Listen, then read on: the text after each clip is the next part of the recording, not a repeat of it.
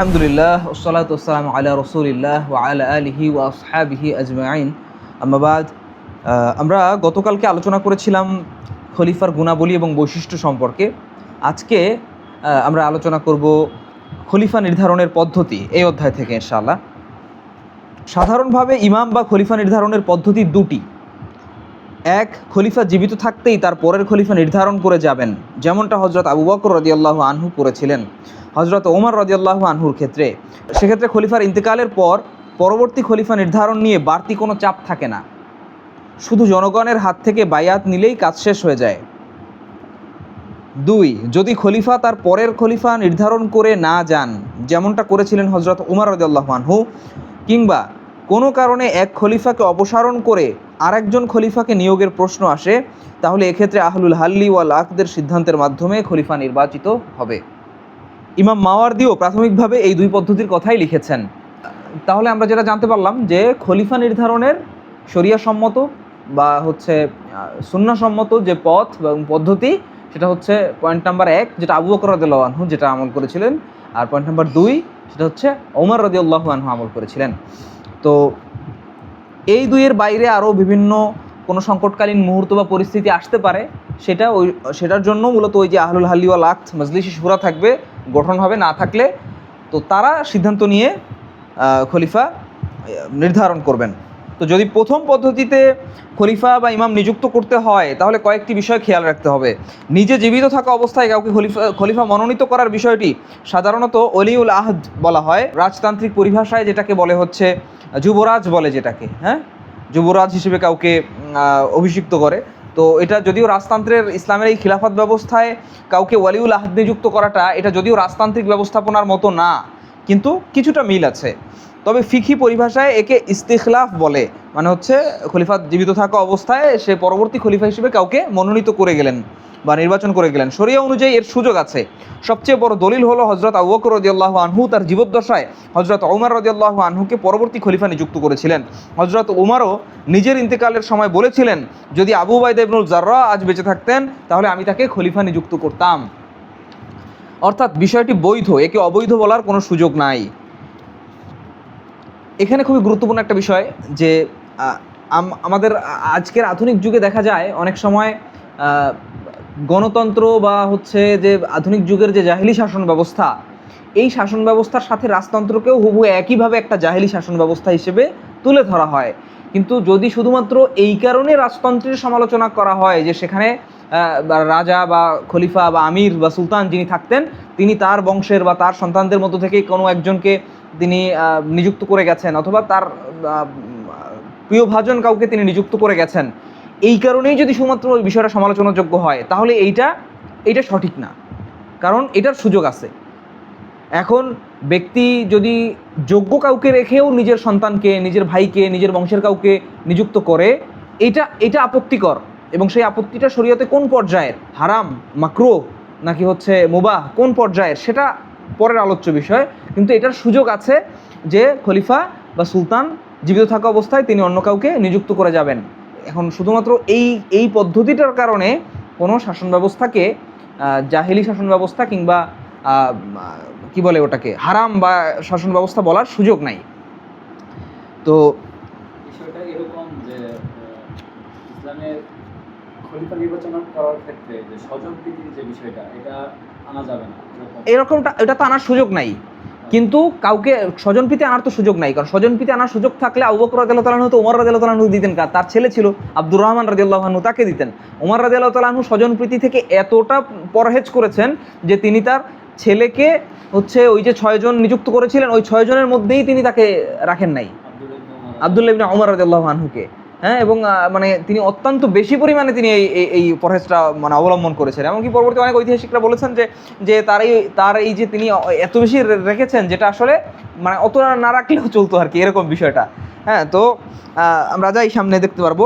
এরপর ইস্তিখলাফ বা ওয়ালিউল আহদ নিযুক্ত করার ক্ষেত্রে বংশীয় সম্পর্ক বা আত্মীয়তার সম্পর্ক এসবকে গুরুত্ব দেওয়া যাবে না। এই যে আপনি যে প্রসঙ্গটা বললেন, এটা এখানে এসছে। পুরো বিষয়টি বিশ্লেষণ করতে হবে ইনসাফের সাথে। বংশধর যদি যোগ্য না হয় তাহলে তাকে পদ দেওয়া যাবে না। হজরত ইব্রাহিম আলাইহিস সালাম যখন আল্লাহর কাছে তার পরিবারের জন্য ইমামতের দোয়া করেছিলেন, তখন আল্লাহ তাকে জানিয়ে দেন, যদি কেউ জালিম হয় তবে সে এই নিয়ামত পাবে না। এটাই হচ্ছে একটা বড় দলিল যে পরবর্তী যুগে আমরা মুসলিম শাসকদের মধ্যে যে শাসন ব্যবস্থা, এটাকে যে একটা বংশীয় একটা সম্পত্তি হিসেবে গণ্য করার একটা প্রবণতা আমরা দেখতে পেয়েছি, যেটা ইসলাম সম্মত না। কিন্তু এই কারণে পুরো শাসন ব্যবস্থাটা বাতিল হয়ে যায় না। গণতান্ত্রিক শাসন ব্যবস্থা কিংবা আধুনিক জাহিলি শাসন ব্যবস্থার মতো পুরো সিস্টেমটাই বাতিল হয়ে যায় না, শুধুমাত্র ওই কারণে যে সে তার বংশের কাউকে নিযুক্ত করেছে। কিন্তু মূলত যদি যোগ্য অন্য কেউ হয়, তাহলে তাকে বাদ দিয়ে নিজের বংশ কাউকে, নিজের সন্তানকে বা নিজের ভাইকে ইস্তেখলাফ করা, এটা বৈধ না। দ্বিতীয়ত, ইস্তিখলাফের বিষয়টি যদিও খলিফার এখতিয়ারে, তবে এক্ষেত্রে তিনি সর্বোচ্চ সতর্কতার সাথে কাজ চালাবেন এবং সম্ভব হলে ওয়ালিউল আহদ নিয়োগের বিষয়েও জ্ঞানী, বিবেচক ও বিচক্ষণ ব্যক্তিদের সাথে মাশাওয়ারা করবেন। যেমন হজরত ওমর রাদিয়াল্লাহু আনহুকে পরবর্তী খলিফা ঘোষণার আগে হজরত আবু বকর রাদিয়াল্লাহু আনহু বেশ কয়েকজন সাহাবীর সাথে এ বিষয়ে মাশাওয়ারা করেছেন। যদি কেউ নিজের সন্তান বা কোনো আত্মীয়কে, এই যে প্রসঙ্গটা আসলো, যে যদি কেউ নিজের সন্তান বা কোনো আত্মীয়কে ওয়ালিউল আহদ মনোনীত করতে চান, তাহলে অবশ্যই এখানে ব্যক্তি স্বার্থ প্রাধান্য দেওয়া চলবে না, বরং তাকে কাজটি করতে হবে উম্মার কল্যাণ চিন্তা করে এবং যোগ্যতাকেই প্রাধান্য দিতে হবে। তবে সবচেয়ে ভালো হবে নিজের বংশের বা আত্মীয় কাউকে নিয়োগ না দেওয়া, এটাই হচ্ছে সবচেয়ে উত্তম। কিন্তু যদি আত্মীয় বা বংশের মধ্যে যিনি বর্তমান খলিফা আছেন, তিনি যেহেতু অবশ্যই দূরদর্শী একজন মানুষ হবেন, তো তিনি যদি কল্যাণ দেখতে পান এবং যারা মজলিসে শুরা থাকবেন তাদের সাথে পরামর্শক্রমেও যদি এটা সমর্থন পান, তাহলে সেক্ষেত্রে এটা তিনি করতে পারেন এবং এটা করলে ভালো। কিন্তু মোটা দাগে সামগ্রিকভাবে উত্তম হচ্ছে আত্মীয়তার মধ্যে না যাওয়া। আত্মীয়তার বাইরে গিয়ে যোগ্য কাউকে খুঁজে বা মজলিসি শুরার মধ্যে থেকেই যদি কেউ যোগ্য থাকে তাকে খুঁজে তাকে মানে নিয়োগ দেওয়া। 3, এই ইস্তিখলাফ মেনে নেওয়া কতটা জরুরি তা নিয়ে আলিমদের মধ্যে ইখতিলাফ আছে। মানে জীবিত অবস্থায় খলিফা যদি কাউকে ওয়ালিউল আহদ নিযুক্ত করে যান, যুবরাজ হিসেবে নিযুক্ত করে যান, তাহলে এটা মেনে নেওয়া উম্মতের জন্য কতটা জরুরি, এটা নিয়ে আলিমদের মধ্যে ইখতিলাফ আছে। অনেকের মতে যদি কোনো নেককার শাসক কাউকে ওয়ালিউল আহদ মনোনীত করেন, তাহলে তা মেনে নেওয়া জনগণের জন্য আবশ্যক। এখানে তারা দলিল এবং যুক্তি দিয়েছেন। এই প্রস্তাব গ্রহণ বা পরিত্যাগ দুটোরই সুযোগ আছে।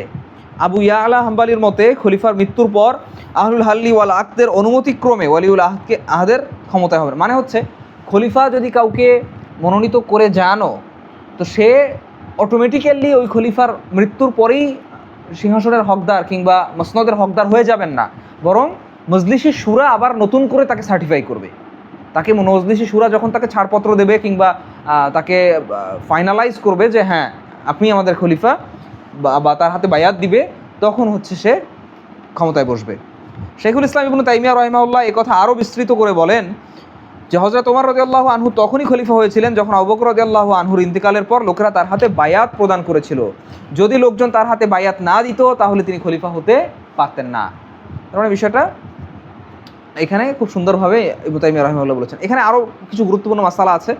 যদি ইমাম এমন কাউকে নিযুক্ত করেন যে উপস্থিত নেই এবং সে জীবিত নাকি মৃত তা নিশ্চিতভাবে জানা নেই, তাহলে এমন ক্ষেত্রে এই নির্ধারণ বৈধ হবে না, এটি বাতিল বলে গণ্য হবে। এরপরে আরও আছে যে যাকে ওয়ালিউল আহদ মনোনীত করা হয়েছে, তিনি যদি চান আগের খলিফার মৃত্যুর আগেই নিজের পক্ষ থেকে অন্য কাউকে খলিফা মনোনীত করবেন, তাহলে এটি বৈধ হবে না। মানে হচ্ছে যে নিজেই ক্ষমতা এখনও বসে নাই, ক্রাউন প্রিন্স যুবরাজ, সে এখন চাইলে আবার তার পরবর্তী যুবরাজ বা ডেপুটি ক্রাউন প্রিন্স নিয়োগ দিতে পারবে কিনা, তো এটা বৈধ হবে না। এখানে সেটাই বলা হয়েছে। যদি খলিফা কাউকে ওয়ালিউল আহদ মনোনীত করার পর কোনো কারণে নিজেকে ক্ষমতা থেকে অপসারণ বা পদত্যাগ করেন, তাহলে ওয়ালিউল আহদ পরবর্তী শাসক হিসেবে বিবেচিত হবেন।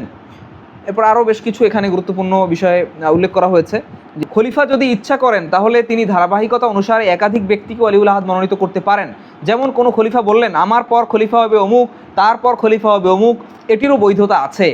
এর পক্ষে সবচেয়ে বড় দলিল হলো মুতার যুদ্ধে নবীজি সাল্লাল্লাহু আলাইহি ওয়াসাল্লাম একাধিক সাহাবীকে সেনাপতি নির্ধারণ করেছিলেন এবং তাদের একজনের মৃত্যুর পর অন্যজন দায়িত্ব নিয়েছিলেন। উমাইয়া খলিফা সুলাইমান বিন আব্দুল মালিক এমনটি করেছিলেন। সুলাইমান তার মৃত্যুর পর ওয়ালিউল আহদ মনোনীত করেন ওমর বিন আব্দুল আজিজকে, এরপর মনোনীত করেন ইয়াজিদ বিন আব্দুল মালিককে। তার মৃত্যুর পর ধারাবাহিকতা অনুসারেই তারা খলিফা হয়েছিলেন। তো এটা ইতিহাসে এটা তো আর দলিল না, এটা তো একটা উদাহরণ। আর মূলত দলিল হচ্ছে রাসূল সাল্লাল্লাহু আলাইহি সাল্লামের হাদিস মুতার যুদ্ধে যেটা করেছিলেন। মুতার যুদ্ধে রাসূল সাল্লাল্লাহু আলাইহি সাল্লাম পর্যায়ক্রমে 3 জনকে সেনাপতি নিযুক্ত করেছিলেন, যায়েদ বিন হারিসা রাদিয়াল্লাহু আনহুকে এবং জাফর বিন আবু তালিব রাদিয়াল্লাহু আনহুকে এবং তৃতীয়ত আব্দুল্লাহ ইবনু রাওয়াহা রাদিয়াল্লাহু আনহুকে।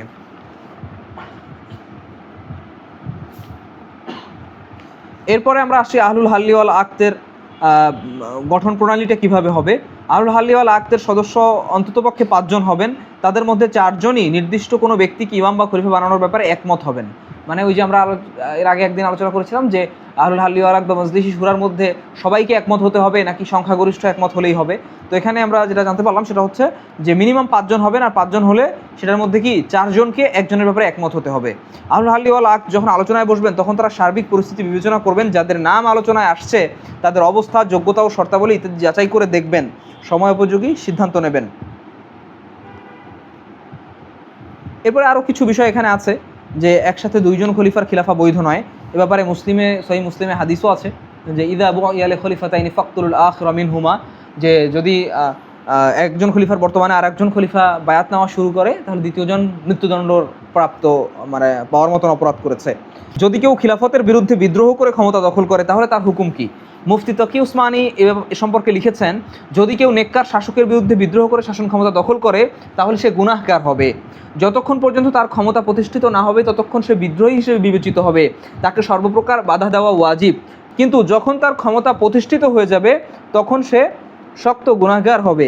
ইসলামী শরীয়তে বিদ্রোহকে কঠিন অপরাধ হিসেবে চিহ্নিত করা হয়েছে। সুষ্ঠু সমাজ কাঠামো রক্ষার্থে আনুগত্যকে ইসলাম সবচেয়ে গুরুত্ব দিয়েছে বা সবার উপরে স্থান দিয়েছে। নবীজি সাল্লাল্লাহু আলাইহি ওয়াসাল্লাম 6 শ্রেণীর মানুষের ওপর অভিশাপ দিয়েছেন, তার মধ্যে একজন হলো জোরপূর্বক ক্ষমতা দখলকারী।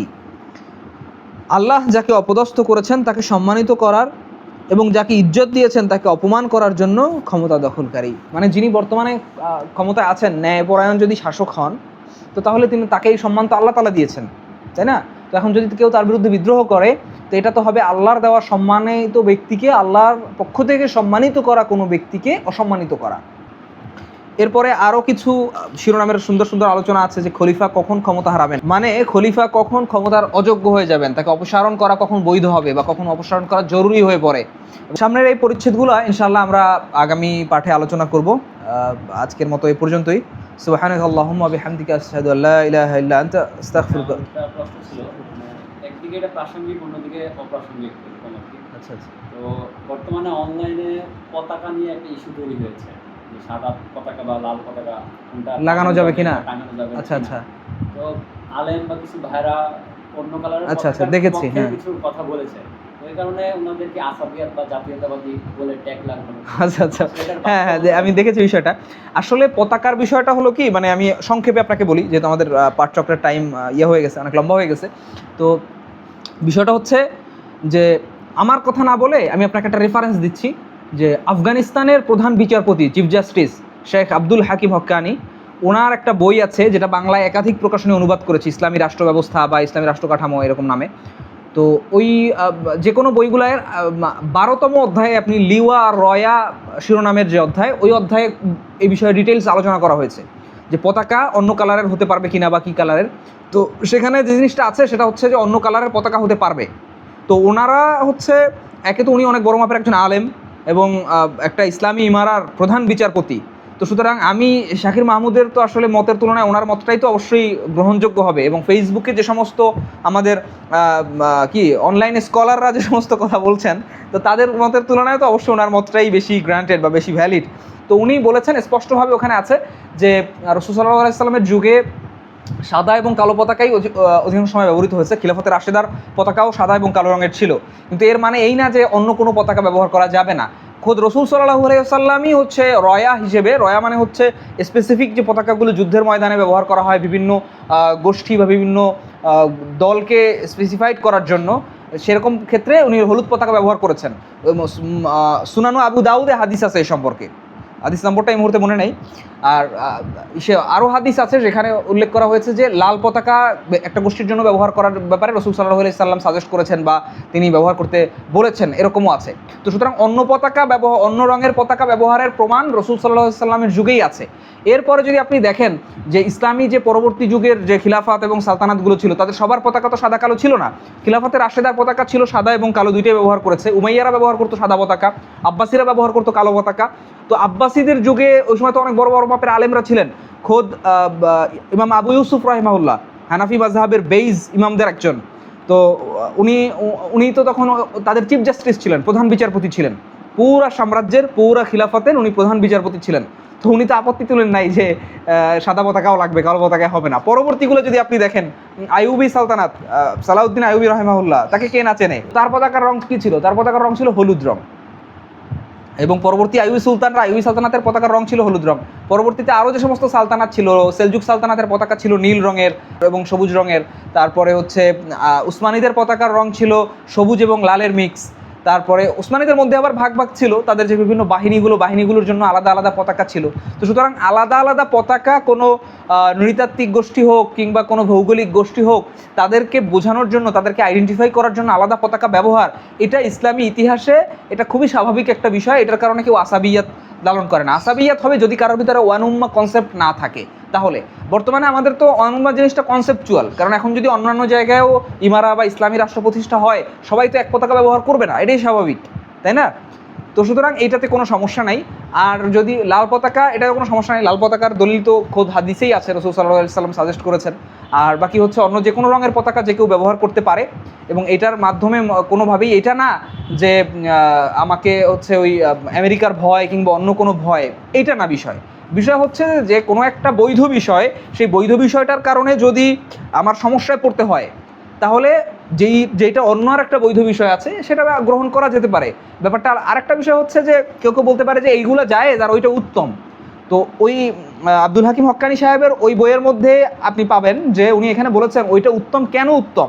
ওইটা উত্তম হওয়ার কারণ হচ্ছে যে যুদ্ধের ময়দানে ওইটা দেখা যাবে ভালো করে, এবং হচ্ছে ওইটা ধুলাবালি লাগলেও ওইটা কালো জিনিসটা দিনের আলোয় উজ্জ্বলতা পাবে। উনি এখানে যুদ্ধের কিছু উপকারিতা বিবেচনায় কালোটাকে উত্তম বলেছেন। আর শারঈ দিক থেকে কি বলেছেন? যে কোনো রঙই ব্যবহার করতে পারবে। আমার পার্সোনালি অপিনিয়ন হচ্ছে, আপনি যদি বাংলা সালতানাতের ইতিহাস দেখেন, বাংলার সুলতানরা ব্যবহার করতেন নীল রঙের পতাকা। তো নীল রঙের পতাকার উপরে যদি আমাদের বাংলাদেশি যে সমস্ত ভাইয়েরা লালের পরামর্শ দিচ্ছেন, এটা তাদের পার্সপেক্টিভ থেকে, আমি বলছি না তাদের ভুল, কিন্তু আমার পার্সপেক্টিভ থেকে যদি কেউ বাংলাদেশের প্রেক্ষাপটে ব্যবহার করতে চায়, তার জন্য নীল রং হতে পারে। সেহেতু সে ইলিয়াস শাহী সালতানাত বা বাংলা শাহী সালতানাতের যে একটা উত্তরসূরি হিসেবে, একটা ধারক বাহক হিসেবে এটা ব্যবহার করতে পারে। এটা সম্পূর্ণ ঐচ্ছিক একটা ব্যাপার, এটাতে কোনো সমস্যা নাই। এবং আপনি যে কোনো ভালো স্কলারের কাছে জিজ্ঞেস করেন, তারাও এটাতে কোনো সমস্যা দেখবে না ইনশাআল্লাহ।